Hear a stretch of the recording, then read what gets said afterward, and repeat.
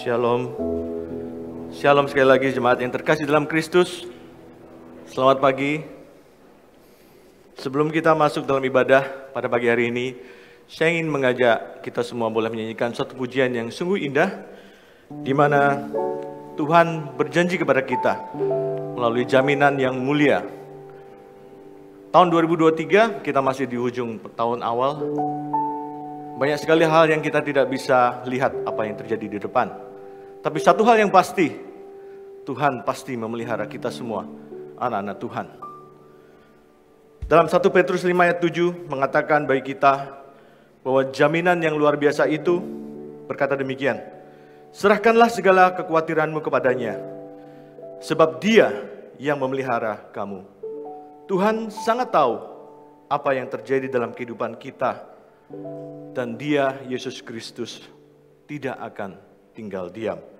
Kalau burung-burung di udara Tuhan pelihara, bunga bakung di ladang menghiasi begitu indah, apalagi kita anak-anak Tuhan kesayangannya.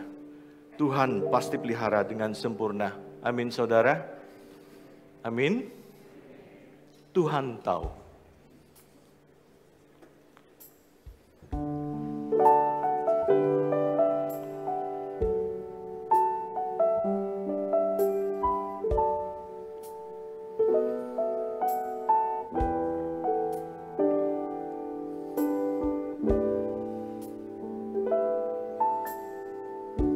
Perhatikanlah bunga bakung di ladang, Tuhan hiasi tanpa bekerja.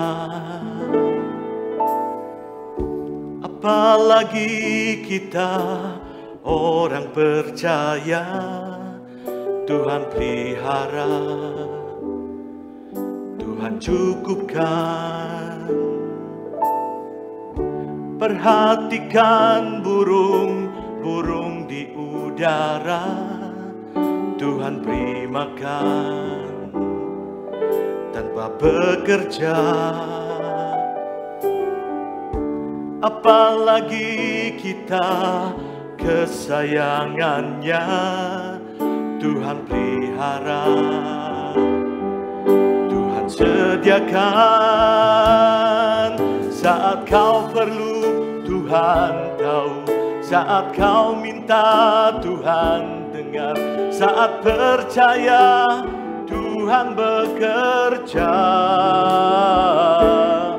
saat menangis Tuhan tahu, saat berdoa Tuhan dengar, saat bersyukur Tuhan berkati.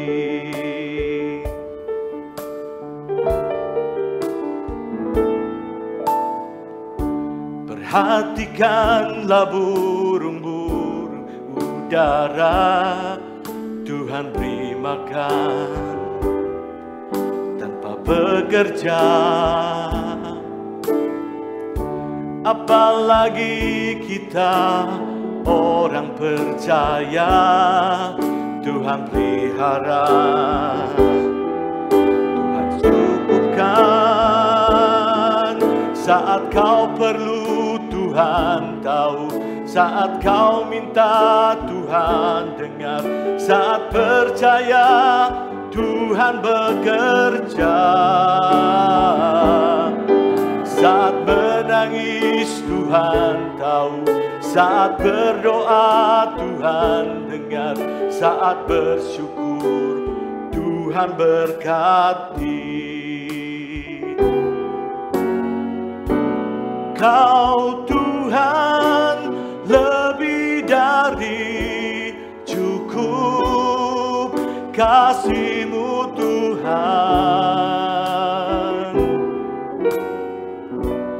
Kau Tuhan lebih dari kata, janji-Mu pasti terjadi.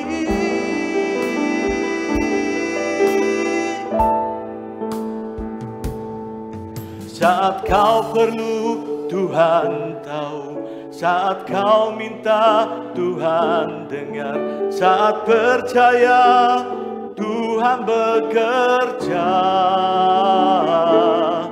saat menangis Tuhan tahu, saat berdoa Tuhan dengar, saat bersyukur Tuhan berkati.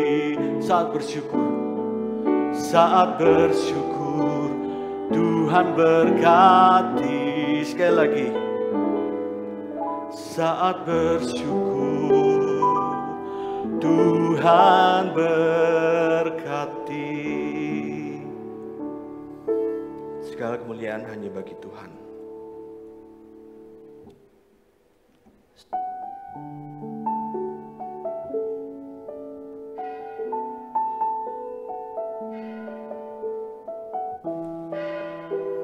Sekali lagi shalom, salam sejahtera bagi kita semua. Sebelum kita masuk dalam ibadah, kita mau bersama-sama masuki ibadah dengan hikmat, saya ingatkan untuk boleh mematikan gadget atau handphone saudara-saudari sekalian. Marilah kita boleh berikan waktu 90 menit ke depan, boleh memfokuskan diri, tertuju kepada Tuhan, kita boleh memuji namanya, kita boleh mendengarkan firman Tuhan, dan kita boleh mendapatkan berkat dari Tuhan. Mari kita bersama bangkit berdiri.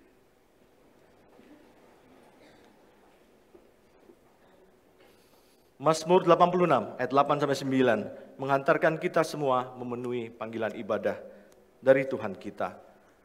Tidak ada seperti Engkau di antara para Allah, ya Tuhan, dan tidak ada seperti apa yang Kau buat.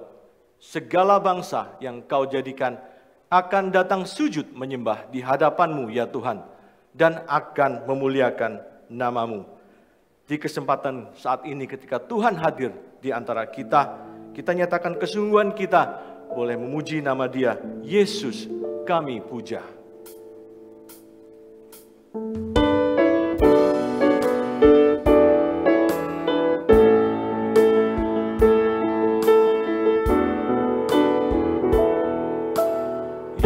Yesus kami puja, kami sembah sebagai Raja, berdiri di tengah kami, ditinggikan dan dipuji. Yesus kami puja, Yesus kami puja, kami sembah sebagai Raja, berdiri di tengah kami, ditinggikan dan dipuji. Sembah dan puji penuhi tahta-Mu, sembah dan puji penuhi tahta-Mu, sembah dan puji penuhi tahta-Mu. Yesus Tuhan adalah Raja. Sembah dan puji, sembah dan puji penuhi tahta-Mu, sembah dan puji penuhi tahta-Mu, sembah dan puji penuhi tahta-Mu. Yesus Tuhan adalah Raja, Yesus Tuhan adalah Raja. Sekali lagi, Yesus Tuhan, Yesus Tuhan adalah Raja. Mari kita bersama berdoa. Allah Bapa kami yang bertahta dalam kerajaan surga, sungguh kami bersyukur karena kami memiliki Engkau sebagai juru selamat kami yang hidup. Engkau adalah gembala yang sungguh baik, yang terus memelihara kami walaupun kami banyak kelemahan. Sehebatnya atau sesalehnya kami sebagai manusia, Tuhan, sungguh tidak akan pernah layak untuk berhadapan denganmu. Hanya melalui kasih karunia dari Engkau sajalah, dan justru Engkau yang mencari kami, agar kami tidak menjadi gembala, menjadi domba yang tersesat. Terimalah pujian pengagungan dari kami ya Tuhan, layakkanlah puji-pujian kami yang kami nyanyikan dengan kesungguhan hati kami. Tuhan pimpin dan sempurnakan seluruh rangkaian ibadah kami, sehingga ibadah ini boleh berkenan dan menyenangkan-Mu Tuhan. Hanya di dalam nama Tuhan Yesus Kristus kami berdoa dan mengucap syukur. Amin. Jemaat dipersilakan untuk duduk.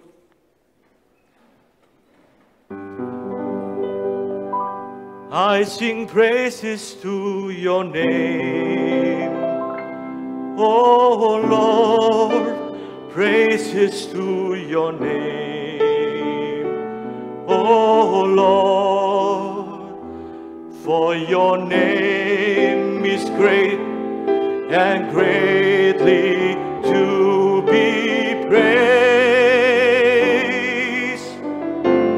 I sing praises to your name, oh Lord, praises to your name, O Lord, for your name is great and greatly to be praised. Nyanyi pujian bagimu, Tuhan, pujian bagimu, Tuhan, namamu besar dan layak dipuji. Nyanyi pujian bagimu, Tuhan, pujian bagimu, Tuhan, namamu besar dan layak dipuji. I give glory to your name, oh Lord, glory to your name, oh Lord. Bagi kita semua yang mau angkat tangan, silakan angkat tangan. Kita tunjukkan kepada Tuhan, kita berada di sini untuk memuji nama Tuhan. Thank you. I give glory to your name, oh Lord, glory to your name, oh Lord, for your name is great and greatly to be praised. For your name is great. For your name is great and greatly to be praised.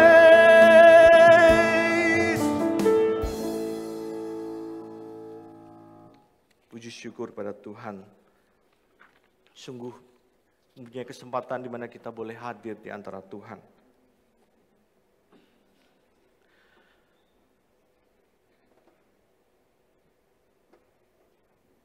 Kita akan masuk ke dalam pengakuan dosa.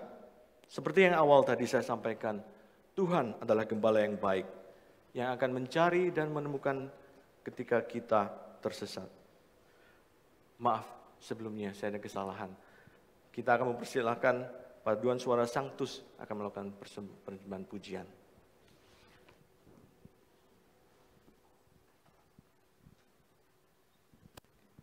Sebuah pujian berjudul Inscription of Hope adalah sebuah pengharapan. Syair lagu ini pernah ditemukan di dinding sebuah kamp konsentrasi Nazi. Dan ini adalah sebuah ungkapan teriakan hati. Bagaimana mereka merasakan, masihkah ada sinar matahari yang akan mereka nikmati? Masihkah ada udara segar, kehidupan baru untuk mereka yang ada di sana. Menggambarkan bagaimana kehidupan manusia juga seperti itu. Masihkah kita menanti akan harapan itu? Masihkah ada hari cerah yang Tuhan berikan untuk kita? Percayalah bahwa di tahun yang baru, menjadi semua kehidupan kita, pasti ada hari itu. Hari cerah yang Tuhan siapkan untuk engkau dan kita semua. Inscription of Hope.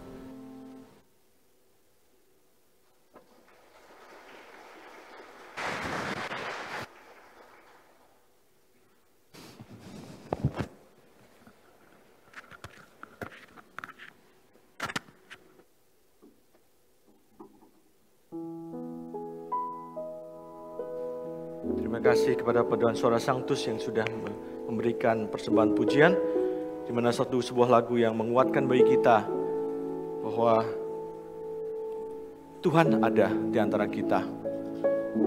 Kita hanya boleh percaya bahwa Dia ada di sekitar kita.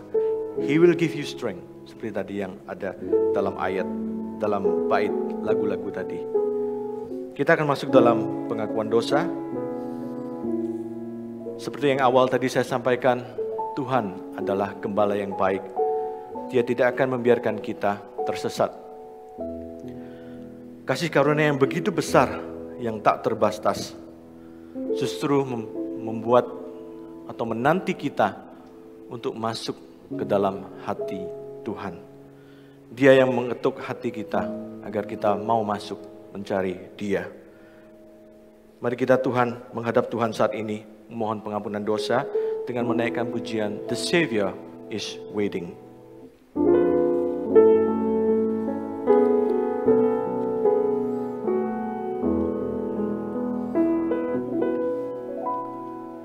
The Savior is waiting to enter your heart.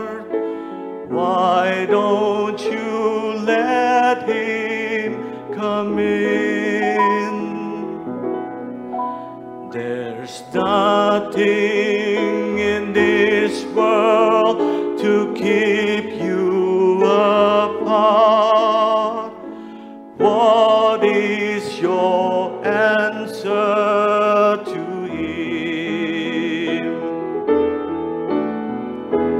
Time after time He has waited before, and now He's waiting again to see you're willing to open the door. Oh, how He wants to come in. Mari jemaat, kita bangkit berdiri. Juru selamat ingin masuk hatimu. Mengapa kau biarkan dunia tak dapat memuaskanmu? Apa yang kau jawabkan?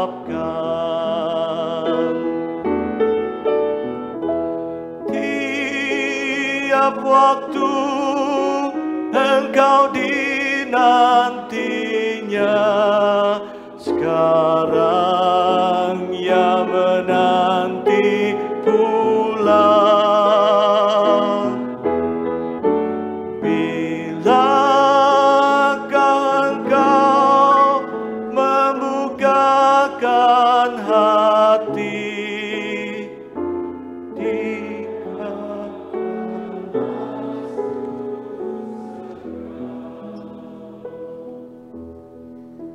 Saudara sekalian, mari kita bersama-sama datang di hadapan Tuhan. Kita rindu supaya Tuhan menolong kita untuk boleh hidup lebih baik dan memperkenan Dia. Firman Tuhan di dalam Mazmur 27 ayat 9, janganlah menyembunyikan wajahmu kepadaku, janganlah menolak hambamu ini dengan murka. Engkaulah pertolonganku, janganlah membuang aku, dan janganlah meninggalkan aku. Ya Allah, penyelamatku. Mari kita berdoa secara pribadi di hadapan Tuhan.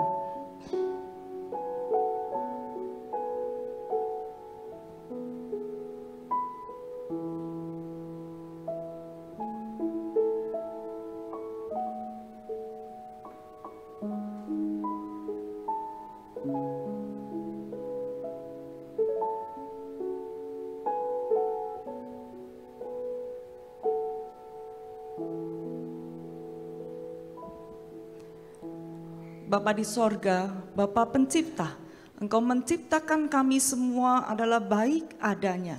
Dan Engkau memelihara kehidupan kami, Engkau memelihara jiwa kami. Ketika kami jatuh di dalam dosa, Engkau tidak membuang kami, Engkau tidak meninggalkan kami. Tetapi Engkau dengan sabar menolong kami, boleh keluar dari belenggu dosa. Dengan memberikan Yesus Kristus sebagai Tuhan dan Juru Selamat kami. Dengan penuh kesabaran menantikan manusia berdosa untuk pulang, untuk kembali kepadamu. Dan Engkau menanti kami dengan begitu lembut, mengetuk pintu hati kami. Kami sadar bahwa kalau bukan karena semua anugerah Tuhan ini, kami tidak bisa menjadi apa adanya kami sekarang. Dan kami pada saat ini terus berjalan di tengah kehidupan kami dengan suka, duka, dan jatuh bangunnya, dengan pergumulan dan juga perjuangan, dengan kegagalan maupun kemenangan. Tuhan, tolonglah kami. Setiap pengertian dan firman dan kebenaran Tuhan yang Engkau sudah nyatakan kepada kami, biarlah itu semua memperlengkapi kami, baik di dalam pikiran kami maupun juga menggerakkan hati kami untuk boleh hidup bagi Tuhan, hidup menjadi berkat buat orang-orang di sekitar kami, hidup untuk kemuliaan nama Tuhan. Kami bersyukur Engkau menopang kami tidak akan pernah ditinggalkan, tidak pernah akan dibiarkan, termasuk juga di dalam setiap perjuangan dan pergumulan iman kami. Dengarlah doa kami menyerahkan diri kami ini di dalam nama Tuhan Yesus Kristus. Amin. Saudara sekalian, janji firman Tuhan di dalam 1 Yohanes ayat yang ketiga, pasal yang ketiga ayat yang kelima. Ia telah menyatakan dirinya supaya ia menghapus segala dosa dan di dalam Dia tidak ada dosa. Bersyukur untuk karya Tuhan di kayu salib. Mari kita memuji Dia dengan penuh sukacita. Hati senang kita diselamatkan. Kita milik Yesus sekarang dan selamanya.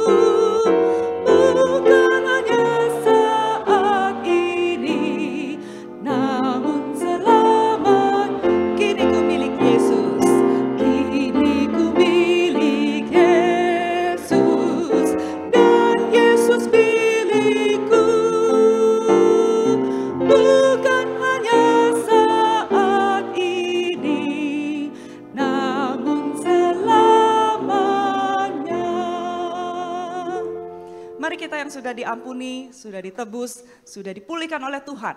Kita bersama-sama mengikrarkan pengakuan iman kita, seturut dengan pengakuan iman rasuli demikian.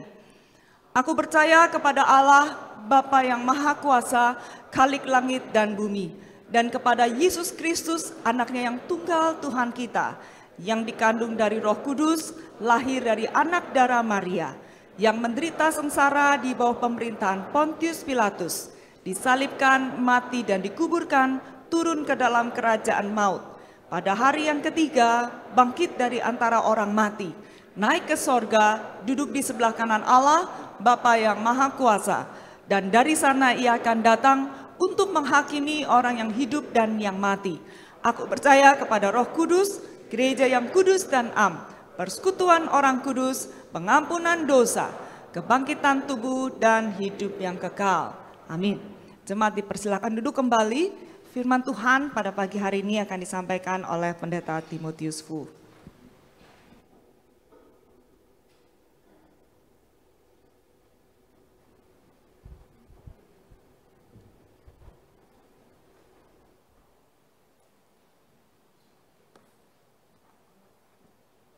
Shalom saudara sekalian.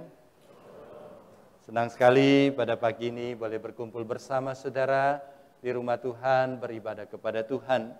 Kita bersyukur Tuhan memberikan kita hari yang baru, udara yang cerah bagi kita untuk berkumpul bersama, memuji Tuhan dan mendengar firman-Nya.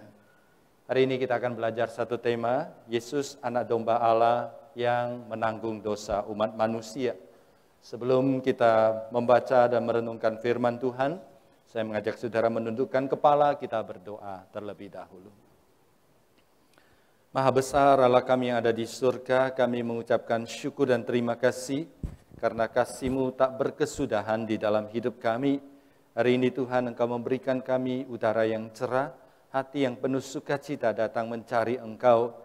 Kami sudah menyanyi, memuji, membesarkan nama Tuhan. Sebentar kami mau belajar firman-Mu. Mohon Tuhan urapi hamba-Mu dan urapi setiap saudara-saudari kami yang mendengarkan. Supaya kami tidak hanya mengerti firman Tuhan, tapi kami mampu menerapkan dalam kehidupan kami. Tuhan, berfirmanlah kepada kami, karena hati kami sudah siap sedia. Demi nama Tuhan Yesus kami berdoa. Amin. Jemaat yang dikasihi Tuhan, saya mengajak saudara sekalian membuka Alkitab kita dalam Injil Yohanes pasal pertama. Injil Yohanes pasal pertama, kita akan membaca 3 ayat, ayat 29 sampai dengan ayat ke-31.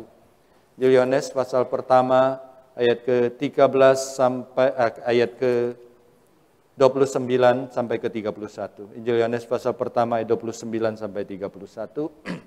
Demikian firman Tuhan. Pada keesokan harinya Yohanes melihat Yesus datang kepadanya dan ia, yaitu Yohanes, berkata, "Lihatlah anak domba Allah yang menghapus dosa dunia. Dialah yang kumaksud ketika kukatakan, kemudian daripadaku akan datang seorang yang telah mendahului aku, sebab dia telah ada sebelum aku.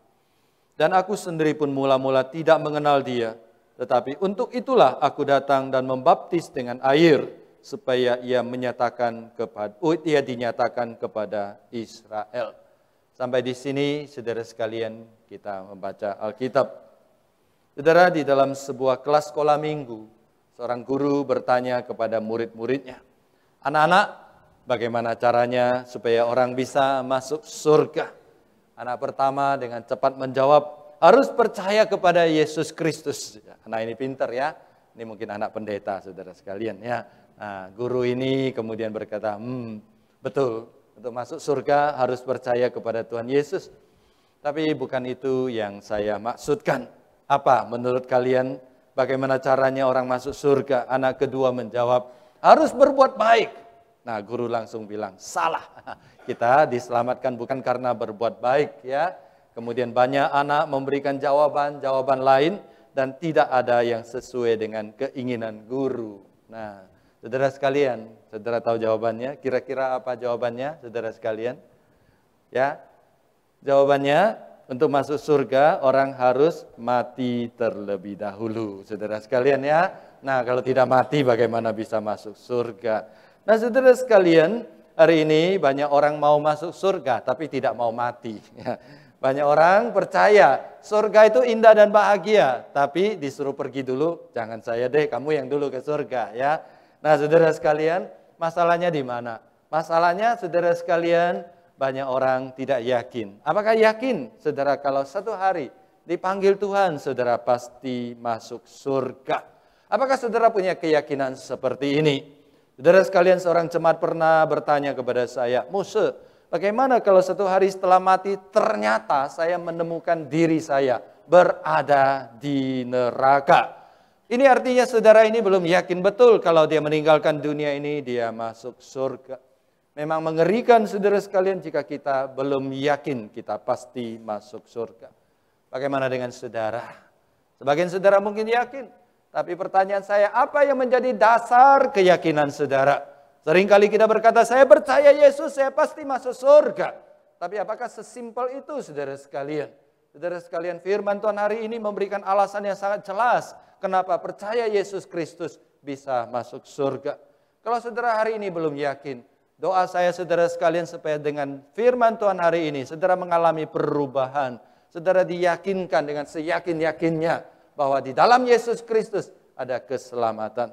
Saudara sekalian, keyakinan bahwa setelah percaya kepada Yesus Kristus, kita pasti masuk surga, itu berasal dari perkataan Yohanes Pembaptis pada hari ini. Yohanes Pembaptis menunjuk kepada Yesus, dia berkata, lihatlah dia, inilah dia anak domba Allah yang menghapus, dalam bahasa asli, yang menanggung dosa seluruh umat manusia.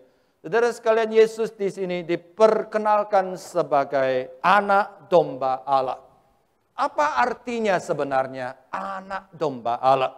Dan ketika Yesus mau menanggung dosa umat manusia, kenapa Yesus harus diperkenalkan? Kenapa Yesus harus menjadi anak domba Allah? Bukan istilah lain. Jadi ketika Yohanes memperkenalkan Yesus, dia kenal Yesus dengan banyak sekali gelarnya. Tapi kenapa dia di sini khusus memperkenalkan Yesus sebagai anak domba Allah? Apa signifikansinya anak domba Allah? Saudara, untuk memahami makna anak domba Allah, maka kita terlebih dahulu harus memahami makna dosa. Apa itu dosa? Dosa adalah pelanggaran kepada hukum Allah. Ketika kita berdosa, kita melanggar hukum Allah. Allah murka kepada kita, Allah marah kepada kita karena hukumnya dilanggar. Maka Allah menghukum kita. Salah satu hukuman yang paling mengerikan adalah hukuman kematian di dalam neraka untuk selama-lamanya. Jadi saudara sekalian, supaya kita bisa masuk surga, cuma ada satu syarat, yaitu kalau dosa kita diampuni. Orang yang dosanya diampuni boleh masuk surga. Orang yang dosanya tidak diampuni tidak boleh masuk surga. Nah, saudara sekalian, karena kita melanggar perintah Allah, maka itu berarti hanya Allah yang berhak, hanya Allah yang bisa mengampuni dosa manusia. Karena kita berdosa, kita bersalah kepada Allah. Hanya Allah yang bisa mengampuni dosa kita. Nah, pertanyaan selanjutnya, apa syaratnya? Apa cara Allah mengampuni dosa kita? Kalau kita mengatakan, Tuhan, saya mau dosa, saya diampuni. Bagaimana caranya? Nah, saudara sekalian, apakah ada jawaban dari Tuhan? Apakah Tuhan memberitahukan kepada kita apa yang harus kita perbuat supaya dosa kita diampuni? Ada, saudara sekalian. Karena Alkitab memberikan catatan kepada kita. Syarat pengampunan dari Allah. Bahwa manusia di perjanjian lama harus mempersembahkan binatang. Dan binatang itu harus disembeli. Kemudian darahnya dipercikkan. Dan ketika Allah melihat binatang itu dipersembahkan kepada Tuhan. Dan Allah melihat darah itu dipercikkan. Maka Allah akan mengampuni dosa manusia. Nah, saudara sekalian, ada orang berkata, oh sadis ya, kenapa Allah pilih cara ini? Kenapa bukan cara lain? Saudara sekalian, ada dua jawaban. Jawaban pertama, manusia selalu bertanya, saudara sekalian ya. Ketika Allah berkata, pakai binatang, binatang disembeli lalu darahnya dipercik.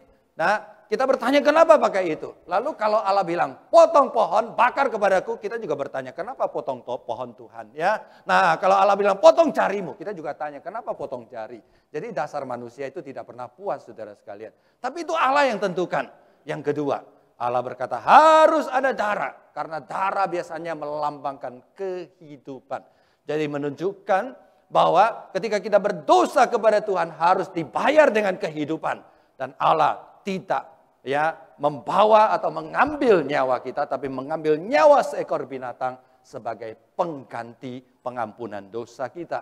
Dan di dalam perjanjian lama, salah satu binatang yang paling umum yang dipakai itu adalah anak domba.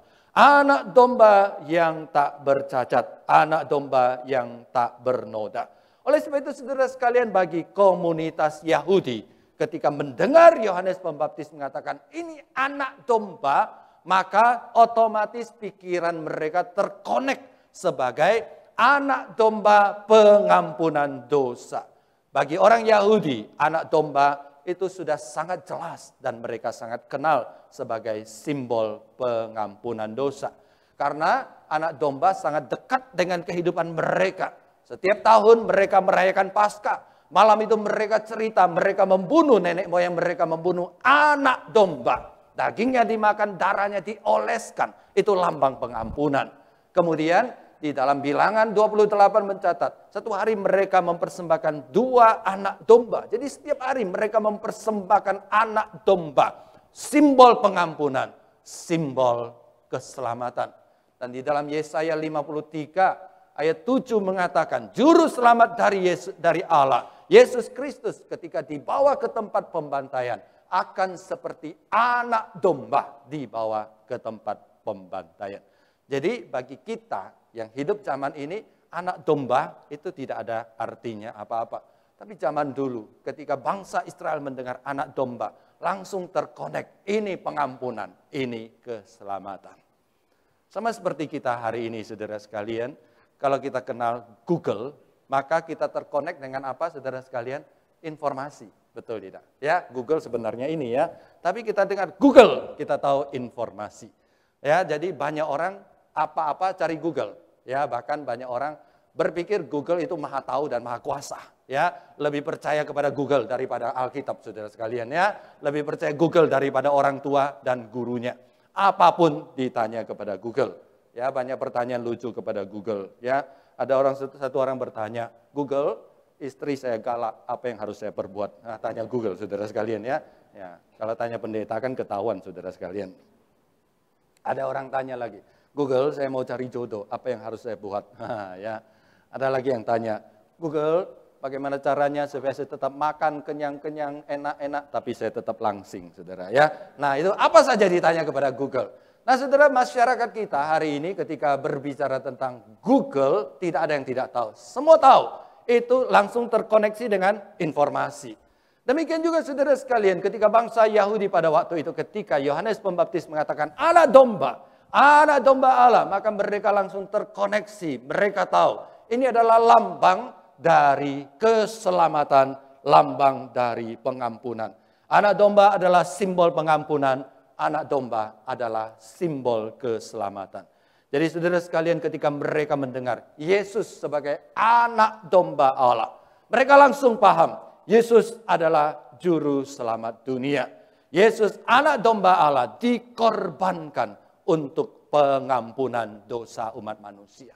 Hanya bedanya saudara sekalian kalau di perjanjian lama, dombanya itu dikorbankan, dibawa orang dikorbankan. Tapi Yesus sebagai anak domba Allah, dia mempersembahkan dirinya sebagai anak domba Allah yang dipersembahkan. Di perjanjian lama, imam besar mempersembahkan anak domba berulang-ulang, berdosa korban.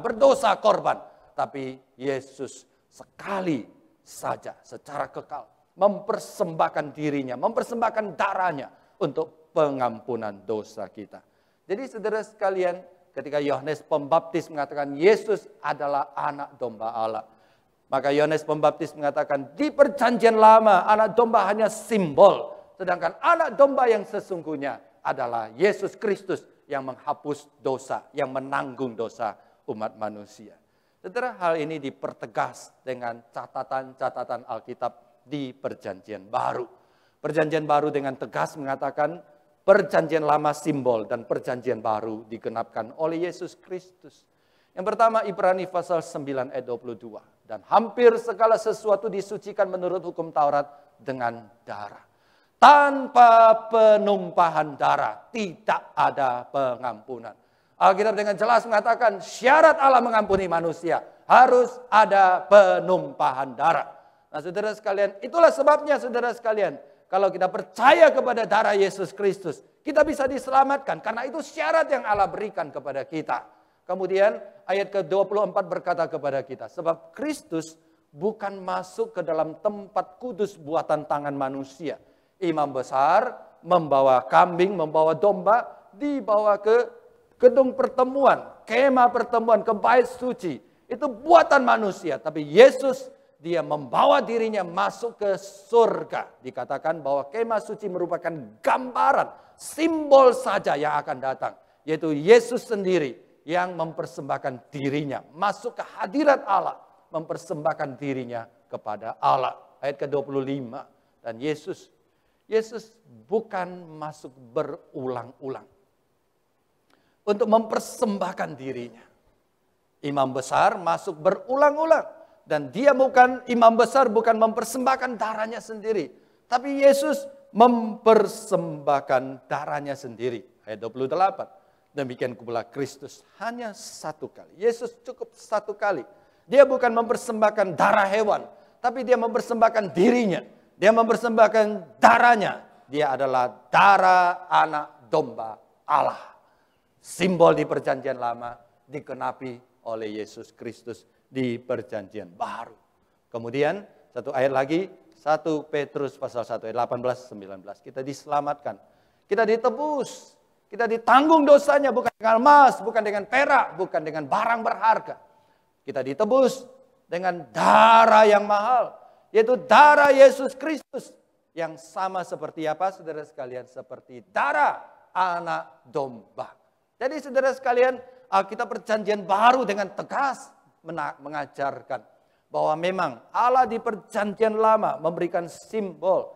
Kalau dosamu mau diampuni, bawalah binatang, berikan korban, sembeli, darahnya dipercikkan. Itu cuma simbol. Simbol sesungguhnya sudah datang, yaitu Yesus Kristus kita yang datang mati bagi kita, mempersembahkan dirinya.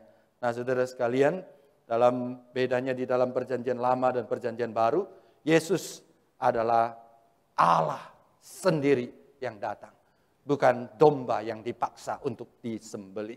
Nah, saudara sekalian, di Perjanjian Lama berulang-ulang, tapi Yesus satu kali dia persembahkan, selama-lamanya menghapus dosa saudara yang dahulu, yang sekarang, dan yang akan datang. Nah, saudara sekalian, kebenaran ini menjelaskan mengapa. Mengapa perbuatan baik? Mengapa orang menyiksa diri? Mengapa orang menyangkal diri? Tidak dapat mengampuni dosa dan tidak dapat mendatangkan keselamatan.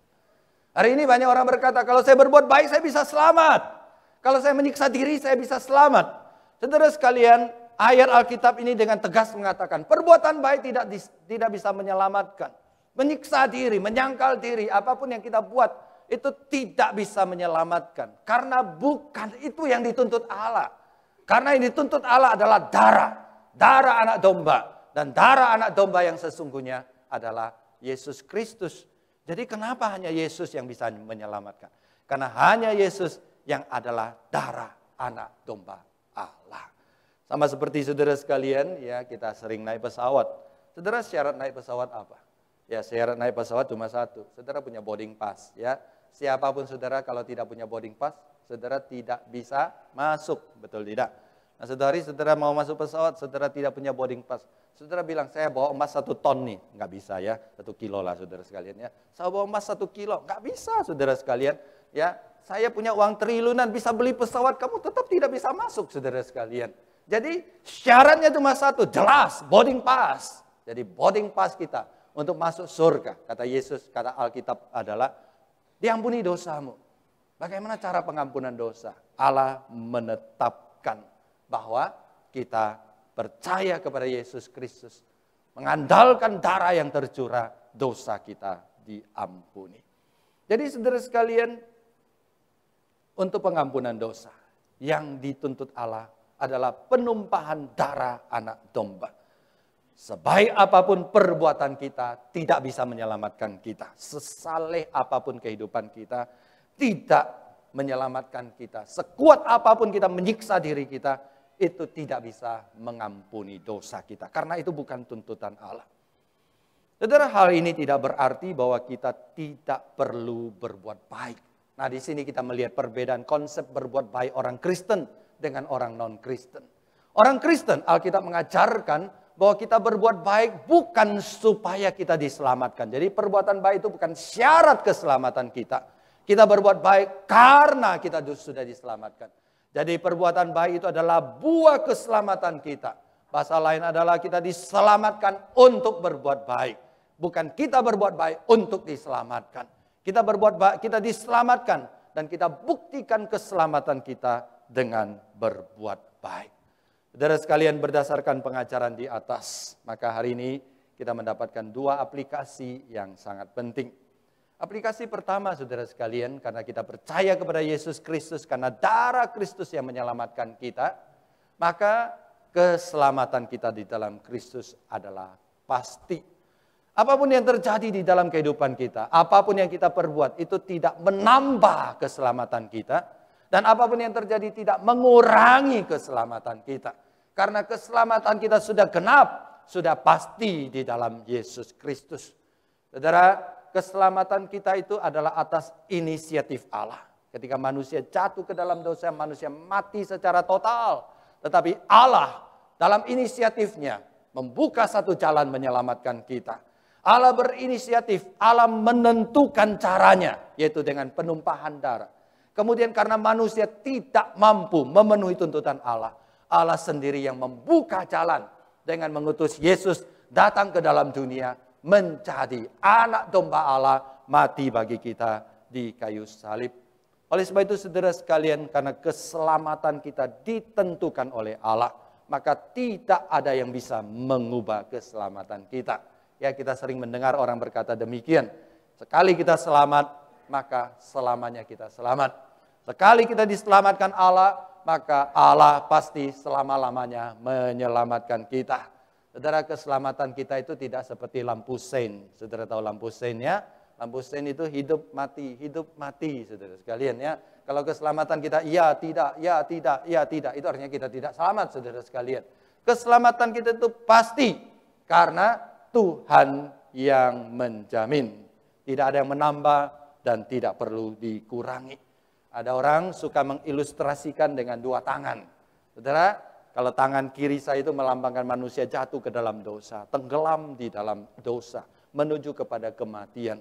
Saudara, ketika seseorang mati di dalam dosa, dia tidak bisa mencari Allah dan dia tidak tahu dirinya sendiri sedang menuju kepada kebinasaan. Tapi Allah dalam kasih-Nya, tangan kanan saya melambangkan tangan kasih Allah.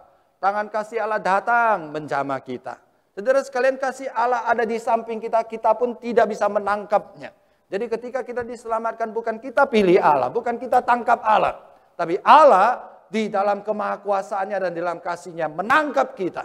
Dan Allah sekali menangkap kita, Allah tidak pernah melepaskan kita.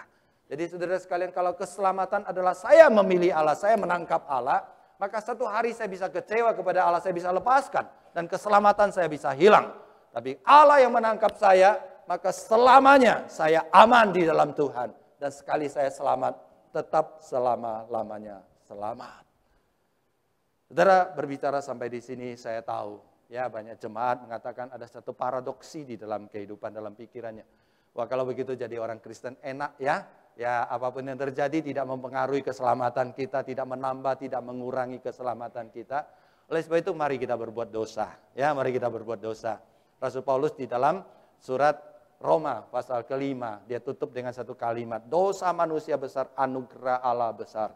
Dosa manusia lebih besar, anugerah Allah lebih besar. Pokoknya anugerah Allah lebih besar daripada dosa kita. Sebesar-besarnya dosa kita, anugerah kita lebih besar. Orang Roma bertepuk tangan. Mari kita berbuat dosa katanya ya. Berbuat dosa sebesar-besarnya. Supaya Allah memberikan anugerah yang lebih besar kepada kita. Kita bantu Allah memberikan anugerah yang besar kepada kita. Rasul Paulus menjawab apa? Kamu orang gila. Hanya orang gila yang berpikir seperti itu.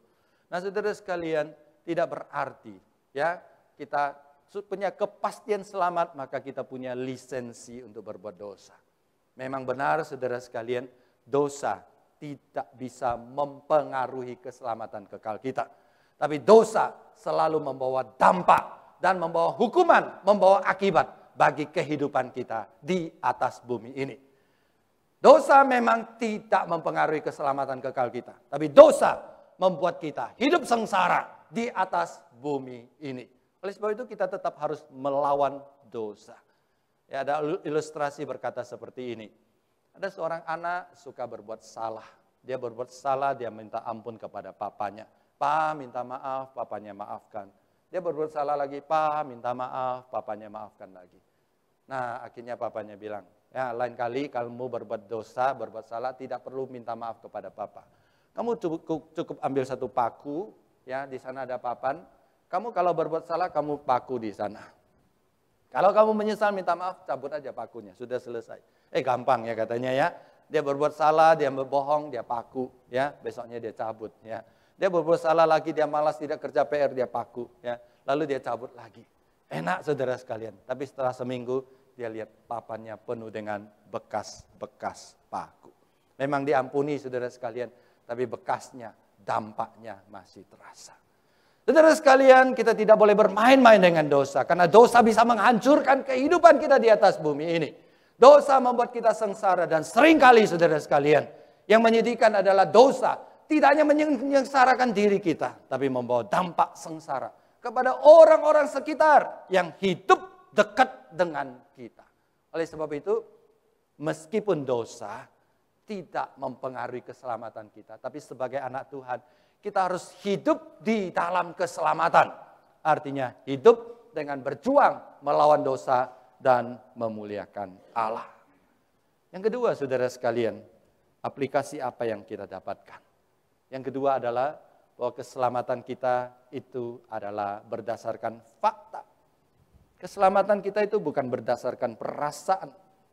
Keselamatan kita itu adalah berdasarkan fakta bahwa Yesus sudah mengampuni saya. Bahwa Yesus sudah mati bagi saya. Bahwa Yesus sudah memenuhi syarat pengampunan dosa dari Allah. Itu fakta, bukan berdasarkan perasaan. Saudara, saya menemukan banyak jemaat sering diganggu oleh perasaan. Kadang-kadang yakin.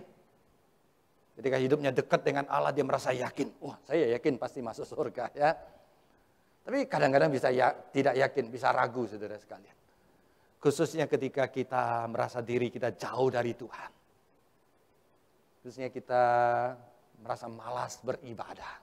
Ya, bahkan ada jemaat, wah, saya merasa berdosa kepada Tuhan setiap hari ibadah ya. Kenapa? Karena waktu khotbah saya selalu tidur katanya ya. Ya, itu salah pendeta juga, saudara sekalian ya. Khotbahnya kepanjangan. Nah, saudara, setelah ibadah dia merasa, waduh, nanti Tuhan hukum saya, jangan-jangan saya tidak selamat. Jangan saya tidak masuk surga. Nah, ada kalanya saudara sekalian, kita punya dosa favorit. Setiap orang punya dosa favorit. Dosa favorit adalah dosa yang setelah kita buat, kita menyesal, kita buang, besok kita pungut lagi, saudara sekalian. Ya, kita berbuat dosa lagi. Jatuh lagi dalam dosa yang sama, jatuh lagi dalam dosa yang sama. Saudara sekalian, ketika dalam keadaan demikian, iblis tahu dan iblis sering dengan lembut berbisik di dalam telinga kita. Tuh kan, kamu jatuh lagi dalam dosa yang sama, jatuh lagi dalam dosa yang sama. Jangan-jangan kamu belum selamat, jangan-jangan kamu belum selamat. Saudara sekalian, kita bersyukur. Hari ini firman Tuhan mengajarkan kepada kita bahwa keselamatan kita sudah pasti. Dan keselamatan kita itu tidak bisa diubah oleh apapun juga dan oleh siapapun juga. Karena itu sudah digenapkan oleh Tuhan kita. Keselamatan kita berdasarkan fakta. Yesus mati bagi kita, itu fakta. Yesus memenuhi tuntutan Allah, itu fakta. Saya percaya kepada Yesus Kristus, saya mengaku dengan mulut, Yesus adalah Tuhan dan percaya di dalam hati. Itu adalah fakta. Saudara sekalian, apapun yang kita rasakan, kita pasti selamat karena kita sudah percaya kepada Yesus Kristus. Perasaan sering menipu. Ada dua remaja pergi ambil rapot. Remaja pertama kelihatan galau. Kenapa? Dia merasa, aduh saya pasti tidak naik kelas. Kenapa? Karena rasanya ujian saya tidak baik. Rasanya ujian saya tidak baik. Kayaknya nanti saya tidak naik kelas. Itu perasaan. Anak kedua ketawa terus, yakin. Yakin naik kelas? Yakin. Kenapa yakin? Karena rasanya waktu ujian kerja saya baik. Waktu rapot dibagikan, anak pertama ketawa, anak kedua menangis. Berdasarkan apa, saudara sekalian? Bukan berdasarkan perasaan, berdasarkan fakta. Rapotnya, yang pertama tulisnya naik kelas. Yang kedua tulisnya tidak naik kelas. Apapun rasamu, yakin naik kelas. Kalau tulisnya tidak naik kelas, tetap tidak naik kelas. Saudara sekalian, waktu kita percaya kepada Yesus Kristus, nama kita sudah ditulis di dalam kitab kehidupan Allah.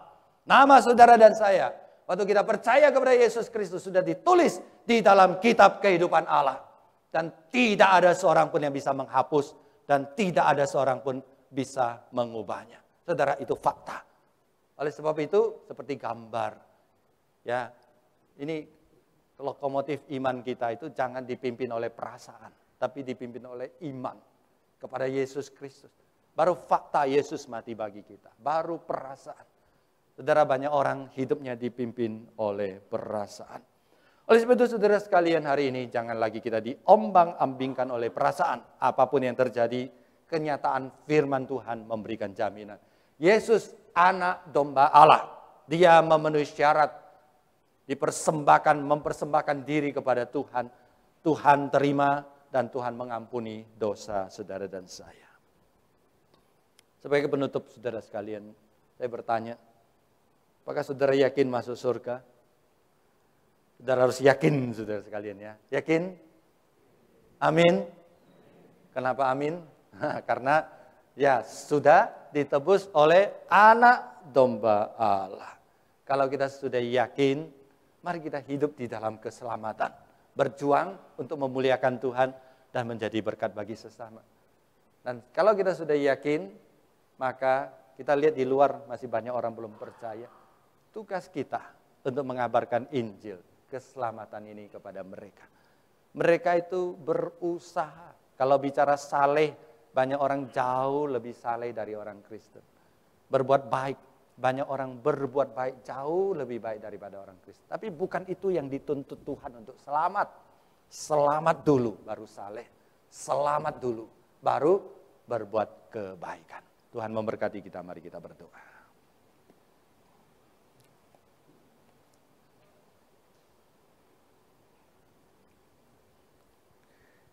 Kiranya Roh Kudus terus bekerja di dalam hati kami, meneguhkan iman saudara-saudari kami. Tuhan, ampuni kami kalau selama ini kadang-kadang kami merasa tidak yakin, terombang-ambing oleh perasaan. Kami berterima kasih untuk jaminan firman Tuhan hari ini. Di dalam Kristus, anak domba Allah itu, kami mendapat pengampunan dosa.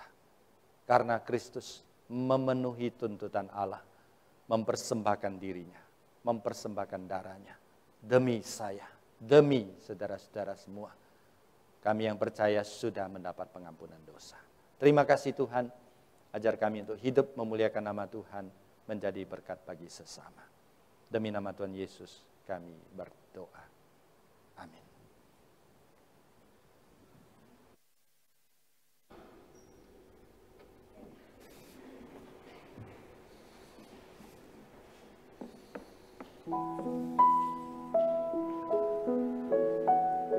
Terima kasih kepada Bapak Gembala kita, Bapak Pendeta Timotius Fu yang telah mewartakan firman-Nya. Kita sudah memuji Tuhan, memperoleh pengampunan dosa dan mendengarkan firman Tuhan. Tiba saatnya kita masuk dalam persembahan. Kita akan iringi persembahan kita dengan menaikkan pujian Betapa Hatiku.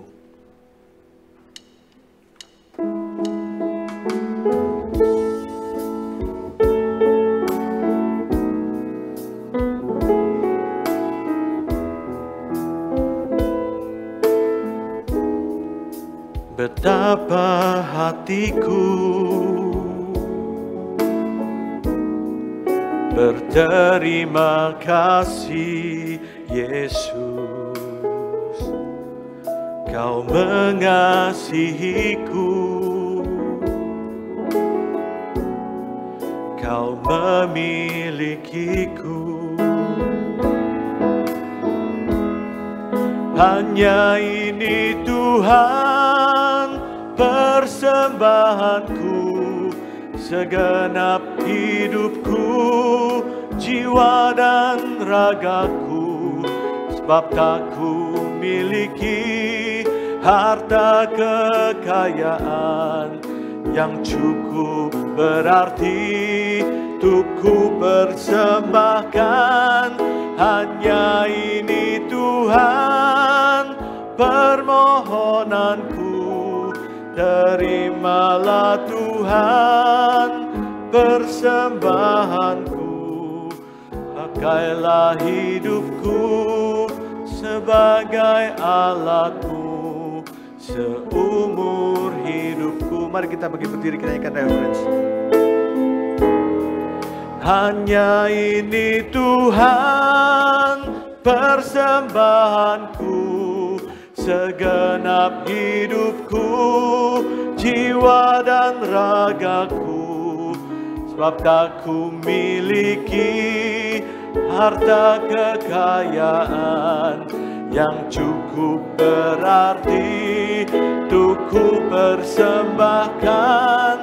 Hanya ini Tuhan permohonanku, terimalah Tuhan persembahanku.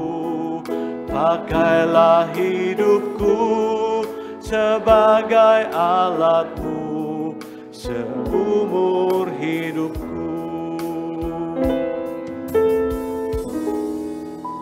Mari kita bawa persembahan kita dalam doa.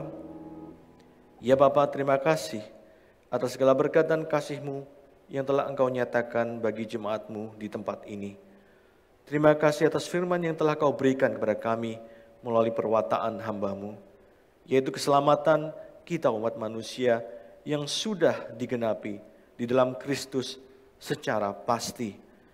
Kiranya firman yang telah kami dengar dapat kami renungkan dalam kehidupan kami, dan firman-Mu juga dapat menerangi setiap langkah kehidupan kami. Biarlah firman-Mu juga boleh memberikan kekuatan pada kami jemaat-Mu di tempat ini. Tidak lupa Tuhan, kami juga ingin berdoa bagi hamba-Mu, Bapak Pendeta Timotius Fu, selaku gembala kami di tempat ini. Kiranya Engkau pakai beliau seturut dengan kehendak-Mu, serta dimanapun hamba-Mu berada. Bapa yang bertalam kerajaan surga, kami juga mendoakan persembahan yang baru kami berikan demi kemuliaan dan hormat nama-Mu. Kiranya persembahan yang telah kami berikan ini dapat menyenangkan hati-Mu dan dapat menjadi persembahan yang harum bagi hormat dan kemuliaan nama-Mu. Berkati kami jemaat-Mu di tempat ini yang telah memberikan apa yang kami punya bagi hormat dan kemuliaan nama-Mu sajalah. Terima kasih Tuhan Yesus, kami telah berdoa dan mengucap syukur hanya di dalam nama-Mu Tuhan Yesus Kristus, Juru Selamat kami yang hidup. Amin. Jemaat silakan untuk duduk.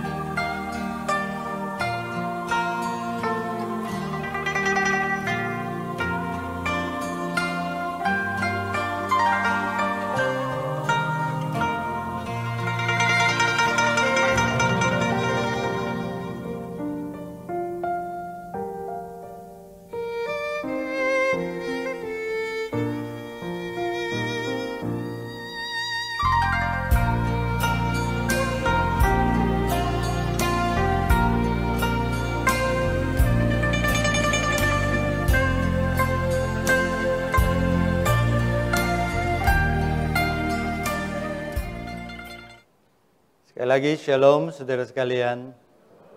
Bersyukur kepada Tuhan, hari ini kita boleh beribadah.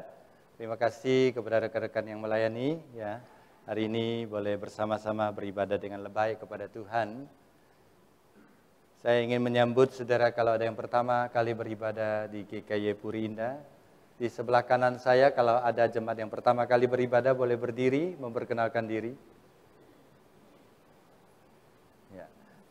Sebelah kiri saya, boleh berdiri, memperkenalkan diri kalau saudara pertama kali beribadah dan bersedia memperkenalkan diri.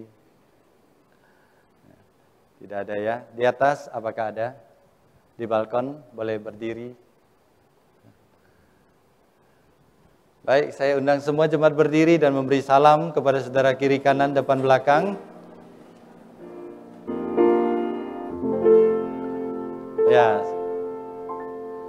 Terima kasih, silakan duduk kembali. Hari Minggu depan bertepatan dengan hari pertama Sintia ya, tanggal 22 Januari. Sekolah Minggu hanya ada satu kali pukul 8. Ya, jadi saudara sekalian, minggu depan sekolah Minggu hanya pukul 8 dan harap orang tua memperhatikan hal ini. Bidang pelayanan sosial setelah kebaktian doa ini selesai akan mengadakan donor darah di belakang di daerah bimbel. Saudara boleh mendaftarkan diri. Kemudian di tempat yang sama PMI bekerja sama dengan Kalbe Pharma menyelenggarakan memberikan fasilitas pemeriksaan darah gratis, kolesterol, asam urat, sirkulasi darah ke jantung dan otak, gula darah, kesehatan kulit dan sebagainya. Ya, saudara boleh mendapatkan fasilitas ini di bimbel di belakang gedung gereja kita setelah kebaktian doa ini selesai. Kita mengucapkan selamat bergabung dengan GKI Puri Indah. Atestasi masuk saudara-saudari Bapak Timotius Willy Hamonangan Marbun, Ibu Sumiyang, Bapak Rizvan Susanto, Ibu Winnie Agata, Saudari Ita Permatasari, Saudari Christine. Kalau ada ya saudara-saudari kita yang hari ini ikut kebaktian 2, boleh berdiri, kami ingin menyambut saudara. Dari 6 saudara-saudari kita, boleh berdiri, kita ingin menyambut. Ya. Mungkin ikut kebaktian lain ya, kebaktian 1 atau 3 atau 4 ya. Ya, kita ucapkan selamat datang, selamat bergabung. Ya. Bagi saudara yang mau mengambil kartu anggota, bisa mengambil di kantor tata usaha gereja. Kita ucapkan selamat kepada keluarga Bapak William Alexander Pionata dan Ibu Sandra Kurniawan yang telah dikaruniai anak kedua dengan nama Fanya Lis Piong. Ya. Lahir pada 11 Januari kemarin. Ya, Fanya juga adalah cucu dari Pak Haskin dan Ibu Lydia Yasin. Kita ucapkan ya selamat ya. Kita juga mengucapkan turut berduka cita telah dipanggil kembali ke rumah Bapa di surga Ibu Veronica Baulu, usia 93 tahun. Almarhumah adalah mama dari Bapak Samuel Baulu, mama mertua dari Ibu Sunarti Veronica. Pak Samuel Baulu adalah salah satu staff security kita, ya. Mamanya dipanggil Tuhan di Ambon, Maluku pada tanggal 11 Januari dan sudah dimakamkan tanggal 12 Januari kemarin. Kiranya Allah Roh Kudus memberikan kekuatan dan penghiburan kepada keluarga yang ditinggalkan. Saudara sekalian, mari kita tundukkan kepala, kita masuk dalam doa bersama. Kami bersama datang mengucapkan syukur dan terima kasih kalau pagi ini firman-Mu kembali meneguhkan iman kami, bahwa kami diselamatkan bukan karena kami berbuat baik atau kami lebih baik daripada orang lain, bukan karena kami berbuat saleh atau kami lebih saleh daripada orang lain, tapi karena Kristus yang mempersembahkan dirinya sebagai anak domba Allah, yang mencurahkan darahnya untuk memenuhi tuntutan keadilan Allah. Sehingga demi nama Kristus Allah Engkau mengampuni kami. Dan kami boleh mendapat bagian sorga sebagai warisan dari Allah kepada kami. Ajar kami untuk menghidupi keselamatan ini dengan terus bersandar kepada Tuhan. Mengejar kekudusan, mengejar perbuatan baik, mengejar kebaikan, mengejar hidup yang memuliakan nama Tuhan, mengejar hidup yang menjadi berkat bagi sesama. Tuhan, kami berdoa menyerahkan bangsa dan negara kami. Secara khusus kami berdoa bagi Bapak Presiden, Wakil Presiden, Menteri, dan juga pemerintah daerah. Berkatilah semua pemerintah yang ada. Berkati mereka dengan hati yang takut dan hormat kepada Tuhan dan mencintai rakyat. Berkati mereka dengan kebijaksanaan dapat melaksanakan tugas mereka dengan baik. Kami berdoa bagi rakyat Indonesia. Tuhan berikan kami keamanan. Tuhan berikan kami ketentraman. Tuhan juga berikan kami kemakmuran supaya kami tidak berkekurangan. Tuhan, kami juga secara khusus menyerahkan saudara-saudari seiman kami anggota gereja yang saat ini sedang bergumul. Kami berdoa bagi saudara-saudari kami yang sedang sakit, khususnya mereka yang sakit berkepanjangan. Tuhan, bela Engkau tilik mereka, Tuhan Engkau jamah mereka, Engkau pulihkan mereka. Demikian juga mereka yang sedang bergumul dengan berbagai masalah di dalam kehidupan. Masalah hukum, masalah keadilan, masalah relasi, masalah pekerjaan, masalah ekonomi, masalah pendidikan, masalah keluarga. Tuhan Engkau Bapa kami, biarlah Engkau tilik keluarga kami, tilik hidup kami. Engkau tolong, Engkau jamah, Engkau pulihkan dan teguhkan kami. Supaya hidup kami boleh lebih memuliakan nama Tuhan. Tuhan, kami persembahkan hidup kami sepanjang 1 minggu ke depan, ke dalam tangan Tuhan. Pakai kami untuk menjadi alat kemuliaan nama-Mu dan berkat bagi sesama kami. Terima kasih Tuhan, demi nama Tuhan Yesus kami berdoa. Amin. Saya undang semua jemaat berdiri. Kita kembalikan pujian dan hormat tertinggi kepada Allah di surga. Doksologi. Puji Allah Bapa Putra, puji Allah Roh Kudus,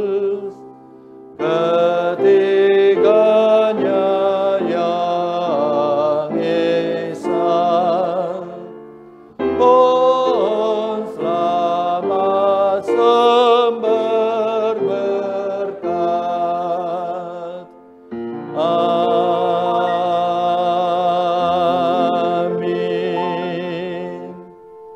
Saudara, arahkan hati pikiranmu kepada Tuhan, bukalah hatimu, terimalah berkat dari Tuhan. 主内，亲爱弟兄姐妹们，我们来到上帝的面前，开我们的心，领受从上帝而来的祝福。但愿我主耶稣基督的恩惠、上帝的慈爱、圣灵的帮助，常与弟兄姐妹们同在，从今时直到永永远远。Kasih karunia dari Tuhan kita Yesus Kristus, cinta kasih dari Allah Bapa, persekutuan dan pertolongan dari Allah Roh Kudus menyertai saudara sekalian dari saat ini sampai selama-lamanya. Amin. Amin.